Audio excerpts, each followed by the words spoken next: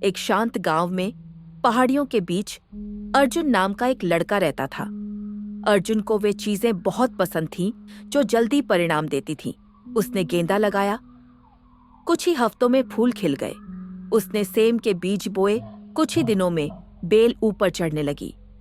जल्दी परिणाम देखकर अर्जुन बहुत खुश होता था। एक दिन गांव के एक बूढ़े माली ने उसे बीजों की एक छोटी थैली दी। माली ने मुस्कुराकर कहा, इन्हें बो दो और रोज पानी देना। अर्जुन ने पूछा, ये किस पौधे के बीज हैं? माली ने उत्तर दिया, बांस के। अर्जुन ने अपने घर के पास मिट्टी में बीज बो दिए।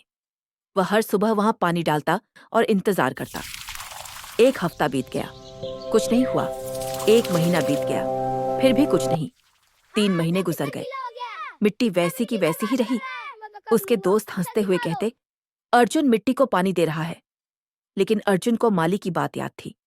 वह रोज पानी देता रहा। मौसम बदले, बारिश आई और चली गई। गर्मी आई, सर्दी आई। एक पूरा साल गुजर गया, फिर भी एक छोटी सी पत्ती तक नहीं उगी। निराश होकर अर्जुन माली के पास गया। ये बीज बेकार है, मैं 1 साल से पानी दे रहा हूं, कुछ भी नहीं उगा। माली ने शांत स्वर में पूछा, क्या तुम्हें यकीन है कि कुछ भी नहीं हो रहा? अर्जुन बोला, मुझे तो कुछ दिखाई नहीं दे रहा। माली मुस्कुराया, फिर भी पानी देते रहो। अर्जुन ने संदेह के बावजूद पानी देना जारी रखा। दूसरा साल, तीसरा साल, चौथा साल, फिर 5वें साल की एक सुबह अर्जुन ने देखा कि मिट्टी से एक छोटी सी हरी कोंपल बाहर निकली है। वह हैरान रह गया। कुछ ही दिनों में वह घुटनों तक पहुंच गई। कुछ ही हफ्तों में वह अर्जुन से भी ऊंची हो गई और सिर्फ 6 हफ्तों में वह घर से भी ऊंची, लगभग 60 फीट लंबी हो गई। अर्जुन दौड़कर माली के पास गया।